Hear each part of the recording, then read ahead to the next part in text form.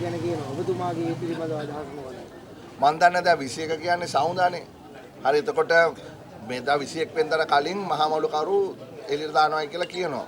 දැන් පිල්ලයන් හිරේට ගත්තා කියලා කියනවා. හැබැයි පිල්ලයන් හිරේට අරන් තියෙන්නේ අර මේ ප්‍රොෆෙසර්ගේ ප්‍රශ්නෙට නැතුව මේ ඊස්ට් ඇටැක් එකට නෙවෙයි කියලා තමයි අපිට ආරංචි.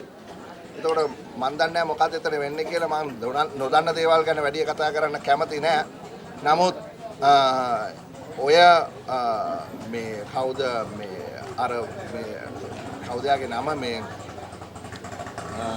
මෞලානා කියලා තියෙන්නේ මේකට සම්බන්ධ වෙච්ච කට්ටිය කවුද කියලා. මෞලානා කියන්නේ මේ කවුද මේ පිල්ලයන් හිරේ ඉන්නකොට සහරාන්ලගේ කට්ටිය හම්බුණා. ඊට පස්සේ ඒ කට්ටියව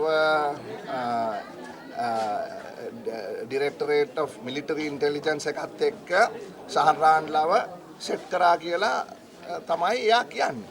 ඒක තමයි එයාගේ ලිඛිත මේ ස්ටේට්මන්ට් එක. ඕක තමයි මම හිතන්නේ අර මේ ටීවී එකේ ෂෝ එකක් හැටියට අර බ්‍රිතාන්‍යයේ කරේ.